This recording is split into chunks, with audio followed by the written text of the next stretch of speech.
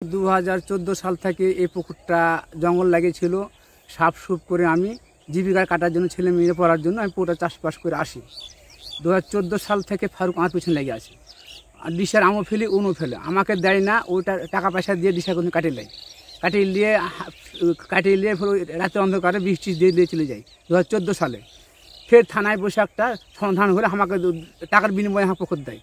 ফের 2017 সালে ফের ওই হামও ফেলে, উনও ফেলে, যে ফের ওই রাতের অন্ধকারে বৃষ্টি মারি দিয়ে মাছ মারি দিয়ে চলে যায়। যে ফের থানায় বসে একটা সমাধান টানা হয়, আমি ওদেরকে টাকার বিনিময়ে ফের পুকুরটা করে খাই। ফের এই গেল 24 সালে, সালে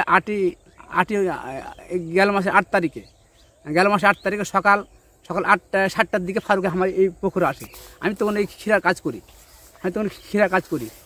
ওই পুকুরের পশ্চিম পাটাল দিয়ে ঘুরে বাঁচিয়ে গেল, চলে গেল, কোনো শব্দ গল্প নাই। যে আমি ফের খিয়াটিরা নিয়ে গেলাম বাজারে বেচতে। এই টাইমে, এই সকালে, এই সন্ধ্যায়, এই টাইমের ভিতরেই ফের ফারুক আসে আর একটা পুলিশ আসে পুকুর। আমাকে পুলিশ ফোন দেয়, কাকা বাবু তুমি কোথায় আছেন? আমি হাটে আসি, সবজি বেচে আসছি। তো তোমাদের তো আমলি সরকার নাই, তোমাদের কোনো অপশন নাই, তো তোমরা থানায় আসো, তোমাদের একটা সমাধান টেনে দেবো। আমি তাহলে আমি বাড়ি যাই, বাড়িতে দেখার ছেলে মেয়ে আছে, ভাই পরামর্শ করার পর আমি যাব। যে আমি সবজি থেকে হাট থেকে বাজারে এলাম, বাড়িতে এসে রাতে ভাত খাই ঘুমাইছি।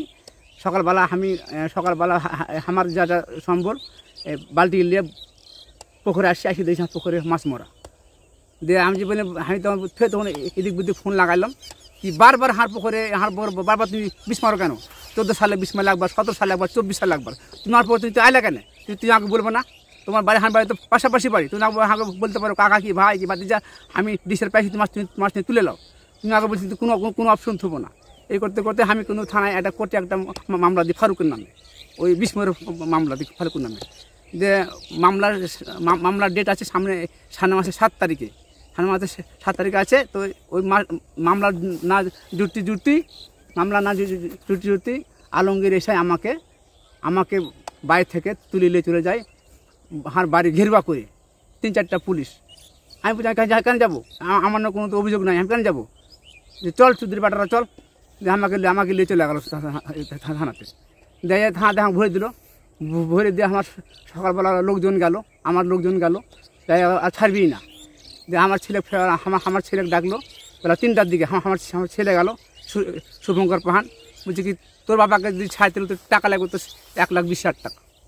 পারলে তোরা আয়, না পারলে তোদের নামে দেবো মামলা। আমার ছেলে বলছে কি ঢোকা দাও, আমাদেরকে ঢুকা দাও, আমরা ঢুকবো, আমরা দিন খাই, আমাদের কী অপরাধ? আমার বাবার কোনো অভিযোগ না আমার বাবাকে তোমরা ধরে মানে। এই যে আমার বাড়ি আমার ছেলে ওর সাথে আচাইলি কথা বলার পর 60 টাকা দিয়েছে আমার ছেলে, কোনো মন্দির ম্যানেজ করে। আমার চোখের জল, আমার চোখে কোনো পানি পড়ছে। আমার কিছুই নাই। আমার সম্পর্ক বলতে গেলে এই পুকুরটাই। আমার ছেলে মেয়েকে পড়াই, দুপুর ভাতটা দিই। আর আমাকে সবাই জানে কি মন্টু পাহান সবজি চাষ করে, কপি, ক্ষীরা, বাগুন, এইগুলো আমি করে খাই। আমার নামে কোনো কমপ্লেন নাই, কোনো লোক বলতে পারে না ছেলেটা খারাপ। আমার পুকুরে আমার সবজিতে যে আসুক তাকে ক্ষীরা দিই, মাছ দিই, বিভিন্ন কোনো লোক বলতে পারবে না আমাকে এরা মন্টু হারা খালি হাতে হারা ঘুরে আসছি। এই ঘটনার কি চাইছেন আপনি এখন? আমি চাই এই ঘটনার সুস্থ বিচার চাই। আমি যেন জীবিকা ব্যবস্থা কাটতে পারি। আমার মতন কত মন্টু হবে নিজের তো এই পুলিশের কাছে। পুলিশ হয়েছে